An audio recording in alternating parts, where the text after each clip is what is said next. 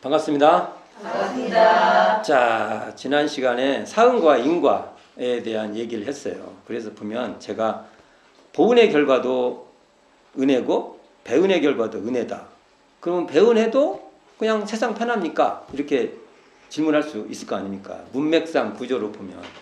그러나 여기서 배은의 결과가 은혜라는 것은 배은의 결과에서 생긴 그 어떤 괴로움, 이것의 실상을 이제 이런 쌍의 안목이 생긴 사람은 그 실상을 딱 알아요. 그리고 그 배은의 실상으로 인한 실상에 대한 자각을 통해서 그 길을 안 가요. 그 길에서 또 생긴 그런 어떤 내가 받아야 될 것은 참 용기를 갖고 잘 받아들입니다. 극복할 수밖에 없는 거예요. 아니 내가요 남한테 욕을 막 했어요. 제가 지금 여기 옆에 있는데 제가 욕을 한 소리씩 다 날렸어요. 그럼 어디 가서 안 좋은 소리 할 거 아닙니까 저한테. 그걸 안 받아요? 아 이건 전에는 아니 니들이 뭔데 또 나한테 이런 소리를 해 이렇게 할 수 있잖아요. 그럼 계속 배은의 행위를 하는 겁니다. 배은의 결과를 받아야 돼요. 근데 어느 순간 내가 욕했지. 저 사람한테 안 좋은 저 사람들이 서운해서 어디 가서 저럴 수 있겠구나. 딱 그걸 자각해요. 배은의 결과에 대한 자각이 생긴. 그래서 배은의 결과도 피은이다 이렇게 말하는 겁니다. 아 그렇구나. 그리고 내가 했는데 어떻게 그것을. 그러니까 배은의 결과가 피은이 된 사람은 참회를 합니다. 그리고 그걸 받아들이고 그렇게 하면 안 되는 거야. 그리고 용기를 가지고 어렵지만 그걸 차근차근 해서 그 길은 안 해요. 만일 배은의 결과도 그것이 은혜다 라는 것을 알았던 사람이 행위를 설명을 하면 그렇게 된다고요. 그 내용이 배은의 결과도 은혜다 라는 말이. 배은의 결과가 은혜인 것을 아는 사람은 그냥 내 이해관계로 쳐다봐서 은혜다 이렇게 보는 게 아니에요. 내 욕망으로 그걸 봤을 때 욕망의 시각으로 저게 은혜라고 이렇게 보는 게 아니에요. 나의 이해와 나의 욕망의 차원에서 벗어났을 때 그걸 우리가 청정한 자리다. 그 자리가 이론상의 안목이다. 이런 말을 하지 않습니까? 그 안목일 때 그것이 받아들인데 제가 또 계속 말하지만 대종사님께서 은혜라고 할 때는 이 청정한 이론상의 안목에서 드러나는 세계예요.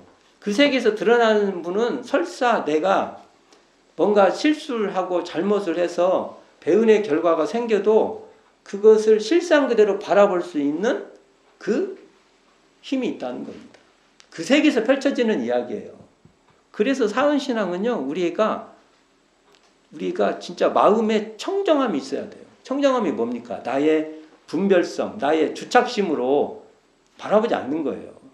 나의 이해관계, 나의 욕망, 나의 기대, 이것에 따라서만 바라보는 게 아닌 시각이에요. 그 자리를 통해서 거기서 드러난 지혜로 바라보고요. 또 아무리 안다 해도 실천을 해야 돼요. 그래서 용기를 가지고 추천하는 거예요. 그러니까 그냥 사은신앙만 해도 딱 보면 그냥 돼 이게 아니에요. 굉장히 우리의 모든 걸 다 동원해서 해야 되는 자리는 이 세계입니다. 이 사은. 대종사님의 사은신앙은 무서운 거예요. 그래서 정말 무섭습니다. 그래서 신앙이 그것도 단순히 나만 잘하면 돼 이것도 아니에요. 이게 우리가 같이 해야 우리가 이게 되는 그 세계를 말한 거예요. 근데 이 길을 인류가 앞으로 미래의 인류는 가야 됩니다. 선택이 아니에요. 그냥 해도 되고 안 해도 이게 아니에요. 이걸 선택해서 가면 분명히 잘 될 것이고요. 이 선택해서 이렇게 안 가면요, 우리에게는 계속 배은의 결과가 떨어진단 말입니다. 우리한테 계속 배은의 결과 그 사은장에서 천지은 부모은 동포은 법률에서 배은의 결과 쭉 나왔어요. 그게 진짜 지옥이겠죠. 나는 지옥을 말한다면. 어디가 지옥입니까? 그게 지옥이겠죠. 거기 보은의 결과. 그게 바로 뭐 극락이든 천국이든 그러겠죠.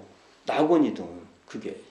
그냥 대전사님께서 파랑고에서 광대모략원 낙원으로 가려고 하면 배은의 결과를 만들지 마라. 보은의 결과를 놔둬라. 이렇게 말할 수 있을 것입니다. 여기는 우리에게 굉장한 우리에게 우리의 노력이 필수적으로 따라가야 될 세계입니다. 그냥 뭘 하면 뻥뻥 떨어지는 뭐 그냥 뭐 하면 뭐 된대래 그런 거 없습니다. 뭐 믿으면 뭐가 되더래. 무슨 주문하면 뭐가 되더래. 그런 건 없습니다. 하면 되고 안 하면 안 되는 세계입니다. 자, 그 연장선상에서 오늘은 죄복이라는 것과 사은의 관계에 대해서 한번 살펴볼까 합니다. 그러니까 죄복의 출처와 사은의 관계에서 살펴보자는 것이죠. 교재 121쪽을 보면 대종사님께서 사은을 죄 주고 복 주는 대상으로 설명하고 있어요. 자, 거기를 한번 같이 봉독해 보도록 하겠습니다. 대종경 교의품 9장입니다. 자, 이런 쌍은 곧 청정 법신부를 나타낸 바로서 천지 부모 동포가 다 법신불의 화신이요 법률도 또한 법신불의 주신 바이라. 이 천지 부모 동포 법률이 우리에게 죄 주고 복 주는 증거는 얼마든지 해석하여 달라질 수가 있으므로 이런 쌍을 신앙의 대상으로 모신 것이니라. 네, 이렇게 대종사님께서 말씀하시고 있죠. 이 말을 풀어보면 법신불 이런 쌍인 법신불 이런 쌍이신 사은이 뭐라고요? 법신불 이런 쌍. 법신불 이런 쌍이 전개되면 사은이에요. 법신불 이런 쌍인 사은이 우리에게 죄 주고 복을 준다는 것으로 죄복의 개념은 원불교 신앙의 핵심 용어가 됩니다. 이게 죄복 이것은요 대종사님의 전문 용어입니다. 일반적으로 쓰는 말이지만 이 죄복 얘기 나오면 그냥 쉽게 생각하시면 안 된다는 거죠. 자, 이 밖에도 대종경 교의품 8장에서 법신불 이론상을 실생활에 부합시키는 방법으로요. 자, 어떻게 말씀하시냐면 우주 만유 전체가 죄복을 직접 내려주긴 사실적인 권능이 있는 것을 알아서 진리적으로 믿어 나아가는 대상으로 삼을 것이라고 제시하십니다. 우주 만유 전체가 죄복을 직접 내려주는 사실적인 권능이 있다는 거예요. 이것 진리적으로 믿어 나가라. 이것을 진리적으로 믿어 나가라고 하면요. 우리가 이 청정한 이런쌍의 안목이 있어야 이게 열린다는 겁니다. 자, 또 대종경 교의품 10장. 이건 진짜 중요한 말씀이니까 잘 좀 설명해 보겠습니다. 이런쌍을 모신다는 것은 우리가 청정한 자리에 들었다는 겁니다. 우리가 청정한 자리. 내가 청정한 자리에 들지 못하면요. 이런쌍을 모시고가 안 돼요. 내가 우리 집에다가 이런쌍을 벽에다가 모셨다고 해서 모시는 게 아니에요. 내가 마음이 내 욕망으로 바라보면 시각도 내가 이런 욕망을 내가 바라보고 있구나. 내가 이런 기대에 이 기대를 가지고 뭔가를 바라보고 있구나. 내가 어떤 것은 더 이렇게 이해관계에 민감하고 그래가지고 저 사람하고 굉장히 이게 지금 부딪히고 있구나. 내가 이게 청정하다니까 아무것도 없는 거라고 알아 또. 이거 어려워 죽겠어. 사람 그러면 죽어요. 그러면 그 사람 송장이에요, 송장. 이 몸을 받고 있는 사람이 아니에요. 이게 그런 사람 있으면 저한테 데리고 오세요. 제가 실험할 겁니다. 제가 실험 많이 할 거예요. 자기가 그러는 것을 자각하는 상태가 청정한 겁니다. 그렇게 자각하는 그 자리에 뭔가 걸림이 있으면 그렇게 자각이 안 돼요. 그러니까 그렇게 자기를 파악하고 있는 거예요. 이럴 때가 이런 상을 모시고 있는 거예요. 이럴 때가 마음이 지금 청정하죠. 청정할 때 죄복의 출처를 사실적으로 해석하여 가르치는 것이 이런 쌍을 모시고 그 자리에서 그 이론상의 안목으로 죄보고 출처를 사실적으로 해석하여 가르치는 것이 인지가 발달된 이 시대에 지혜 있는 사람으로서요. 지혜 있는 사람 나왔죠? 이거 대종사님 말씀입니다. 제 얘기 아니에요. 이게 대종사님 말씀이란 걸 확실하게 말씀드립니다. 어떤 사람? 지혜 있는 사람으로서 극히 적합할 일이나 앞으로는 이렇게 돼야 한다는 겁니다. 이거 정확하죠? 이렇게 해야 돼요. 이렇게. 어느 세상을 물러나고 지혜 있는 사람은 적고 어리석은 사람은 많은 것이 사실이오니, 자, 어리석은 대중에게, 이거 대종사님 말씀 아니네. 자, 읽어봅시다.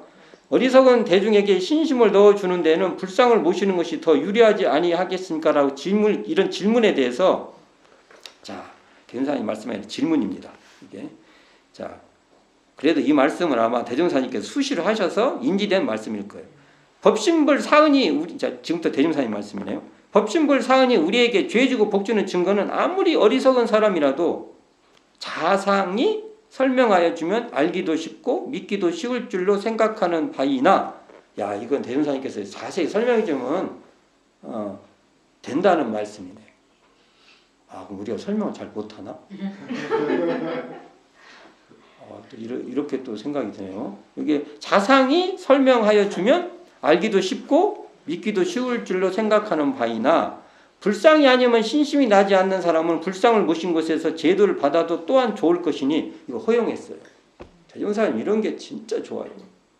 다른 데 같았으면 말도 안 되지. 싹 그냥 두드러 잡으라고 그럴 거 아닙니까?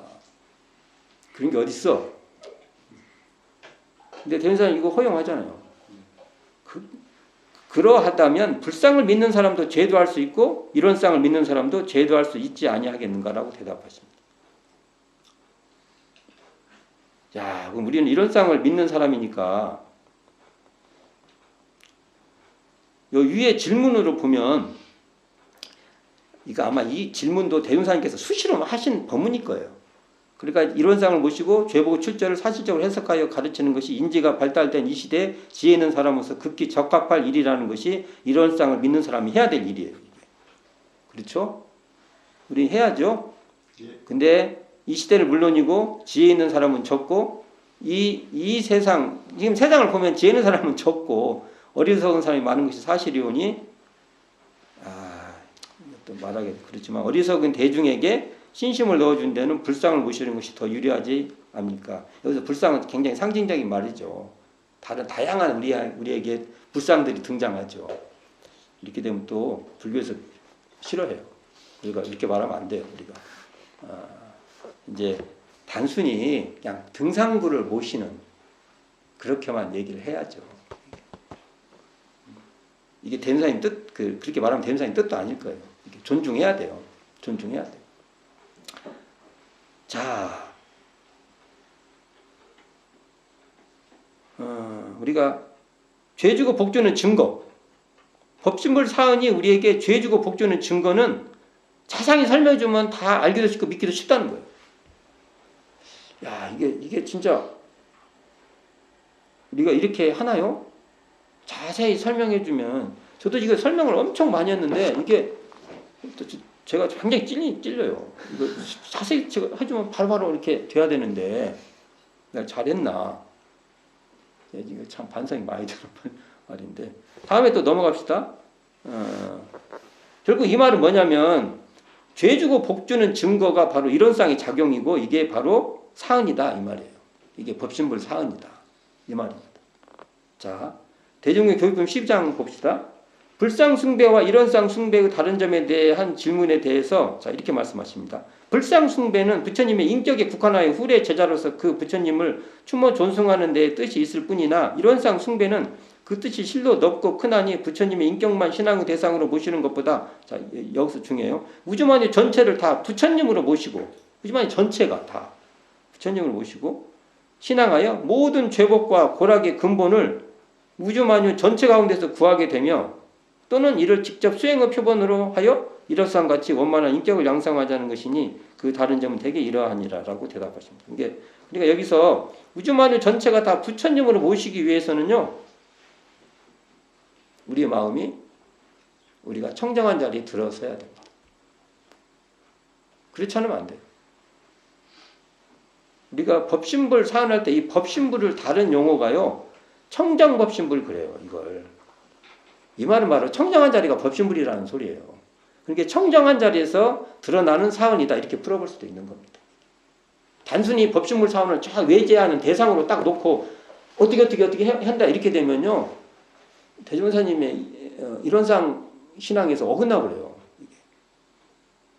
이게 마음이 다 포섭하는 차원에서 설명을 해야 됩니다. 자, 다음도 봅시다.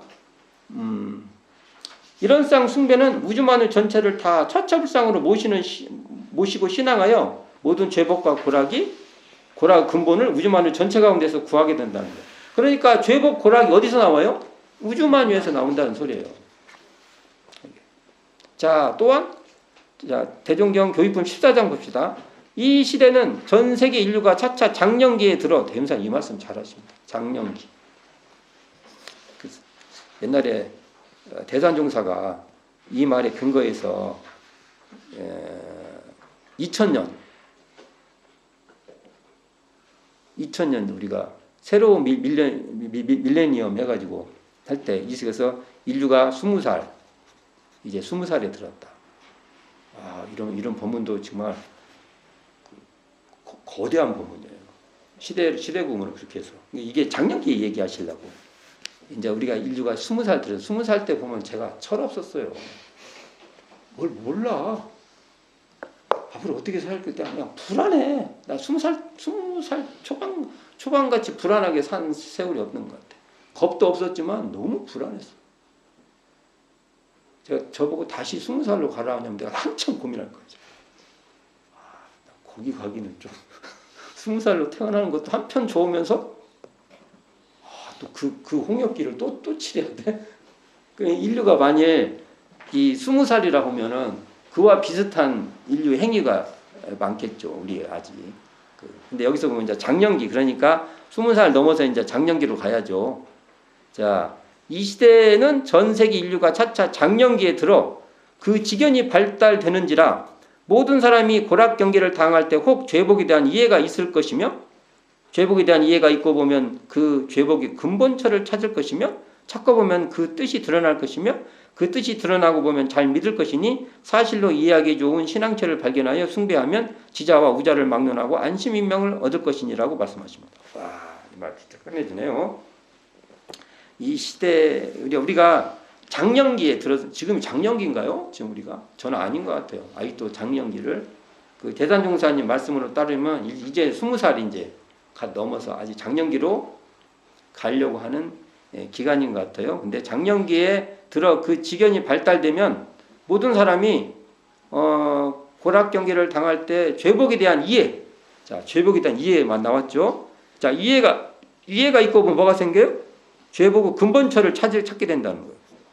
죄복에 대한 이해가 생기면 죄복의 근본처를 찾게 되고 찾고 보면 그 뜻이 드러나고 보면 잘 믿을 것이고 사실로 이해하기 좋은 신앙처를 발견하여 숭배한다. 그래서 안심인명을 얻는다. 이런 순서가 있어요. 죄복의 근본처를 찾아서 사실적 신앙처를 발견해서 숭배한다. 그래서 안심인명을 얻는다. 이렇게 되는 거죠. 그러면 봅시다. 이와 같이 이 말에 따르면요. 법신불 일원상은 사은이며 사은은 죄복의 권능처라. 이렇게 말할 수 있죠. 그러기에 법신불 일원상인 사은이 죄 주고 복을 준다고 한다면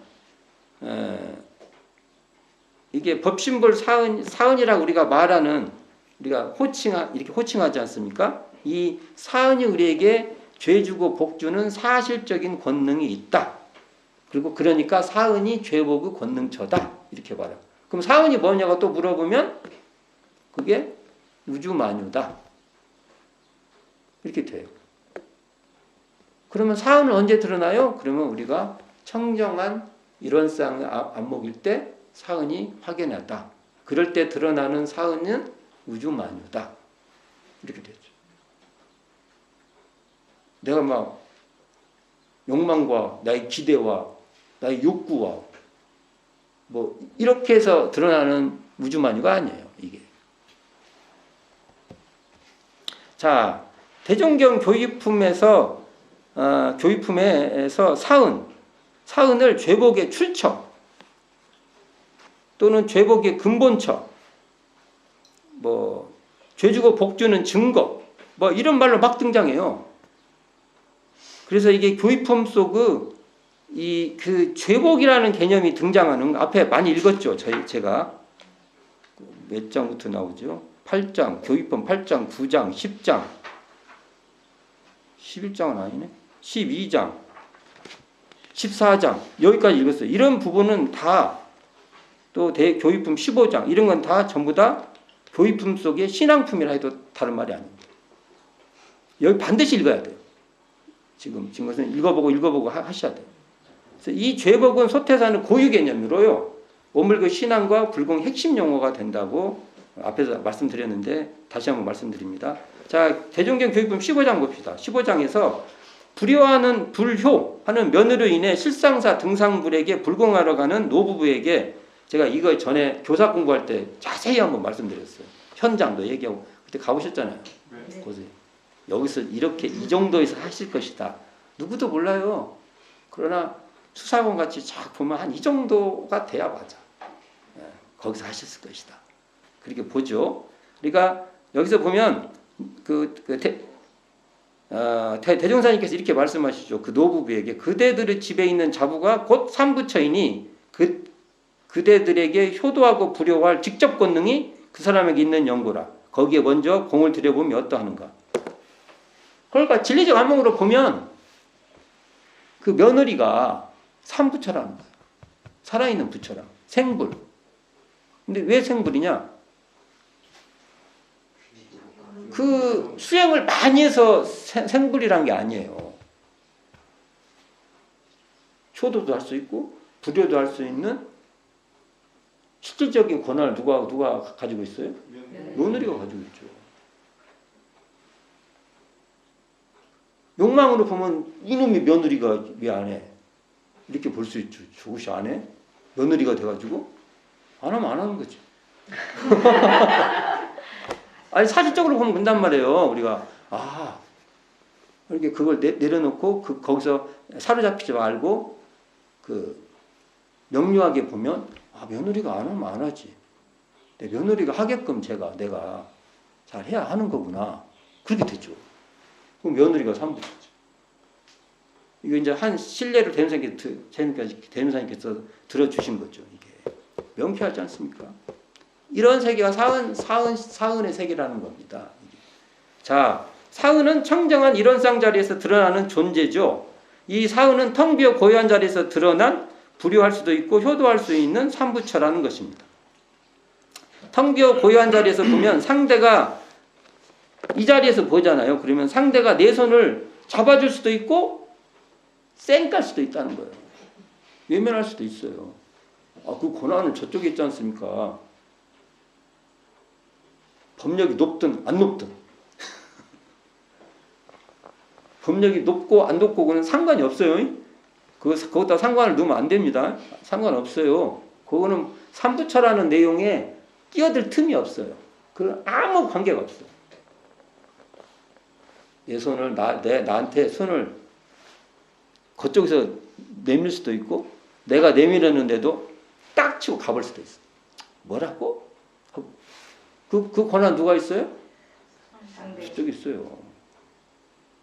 그걸 왜 안 잡아?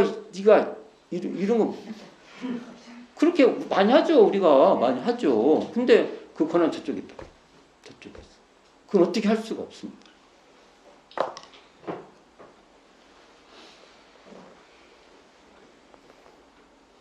또 나한테는 상대가 손을 내밀어 줘야만 나는 그걸 잡을 기회가 그때 생겨요. 처음부터 다 기회가 있는 게 아니에요. 이게 권능입니다. 잘해줄 권능도 있고 못해줄 권능도 저쪽에 있습니다. 죄 지어서 죄의 영향을 나한테 줄 수도 있고요. 복을 지어서 복의 영향을 나한테 줄 수도 있어요. 상대가. 이렇게 말하죠. 또 누가 그러면 내가 돈 많으면 나한테 다 꼼짝 못해. 그렇게 말해도요, 이것을 진리적, 철학적으로는 그 사람의 마음이 안 내면은 궁극적으로는 준 게 아니에요. 현실에서는 그렇게 뭐, 일단은 그래도 그것도 결국 오랜 시간을 놓고 보면은 그렇게 안 돼요. 그렇게 안 되는 겁니다. 그러니까 이러한 이걸 보면 자신이 죄를 지어 죄해를 받게 되는 실상을 보여주고 있죠. 또 다른 차원에서 보면 그 며느리가요 불효함으로써 자기도 삶이 잘 안 풀려. 이렇게 막 집안이 잘 안 되면 애들도 잘 못 커요. 그리고 또 뭐 집안에서 불효하면요 그것이 타인들과 관계에서도요 계속 다투어요. 그렇게 참 사람의 심리란 그렇게 됩니다. 그러니까 뭐가 안 돼요. 그런 것을 실제로 보여주고 있어요, 사람들. 또 자신이 어떤 이렇게 모든 것을 지혜롭게 잘해요. 집안에서 지혜롭게 잘해요. 그러면 타인들하고 관계에서도 지혜롭게 하는 겁니다. 이렇게 해서요, 어떤 그 복락을 받게 되는 실제를 보여주고 있는 면에서도 이게 삼부처예요. 그러니까 내가 대하는 상대는 죄복을 줄 수 있는 권능자요 삼부처로 이것을 처처불상이라고 말할 수 있어요. 이런 시야도요 내가 지혜의 안목일 때 보이는 겁니다.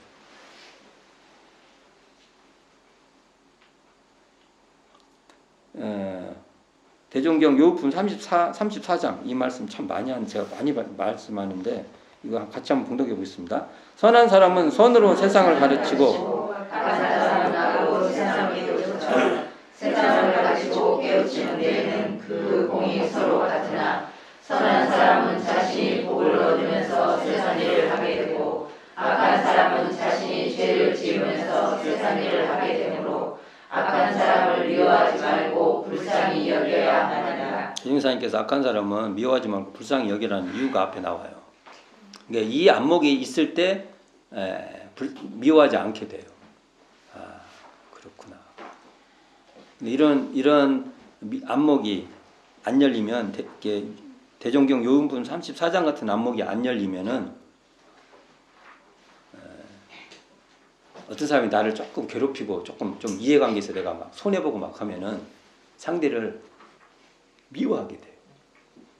근데 이 안목이 생기면 상대를 미워하지 않고 불쌍하게 여기게 된다는 거죠. 그래서 요음품 34장 선한 사람은 선으로 세상을 가르치고 악한 사람은 악으로 세상을 깨우쳐서 세상을 가르치고 깨우는 데는 그 공이 서로 같은데 서로 같아요. 그러니까 보은의 결과도 같고 배은의 결과도 같아요. 여기 나오죠. 그렇잖아요, 이게요. 같은데 어떻게 다르냐? 차이가 있어요. 어떻게 다르냐? 선한 사람은 자신이 복을 얻으면서 세상 일을 하고 악한 사람은 자신이 죄를 지으면 세상 일을 하게 되니까 뭐 같은 일을 하면서 이렇게 손해보면서 하냐? 대웅자님 말씀 그 말이에요. 그렇게 하지 말아라. 그리고 그런 사람 있으면 이 안목이 생기면 불쌍하게 여기지 그걸 미워할 일이 아니다. 이렇게 말씀을 하시는 겁니다. 자, 이걸 보면 청정한 법신불 일원상의 차원에서 보면 선인이 되었든 악인이 되었든 그 역할이 진리의 가르침이 된다는 겁니다. 선한 사람은 자신이 복을 지면서 복락을 받게 되는 가르침을, 악한 사람은 자신이 죄를 지면서 죄를 입게 되는 깨우침을 준다는 것입니다.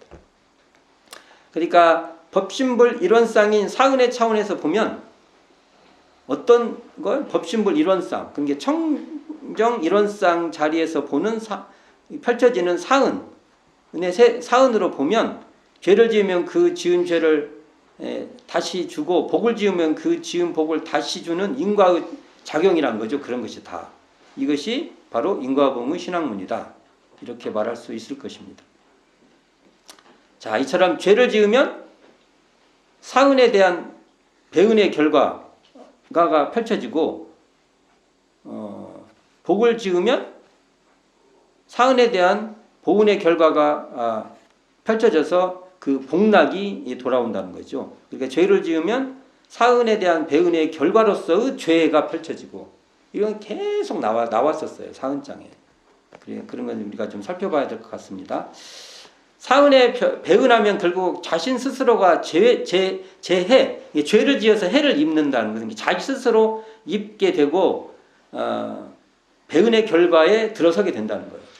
그리고 사은에 보은을 하면 자신 스스로 복락을 입어서 보은의 결과에 들어선다는 이 사실을 우리가 그냥 사실 그대로 받아들여야 된다는 겁니다.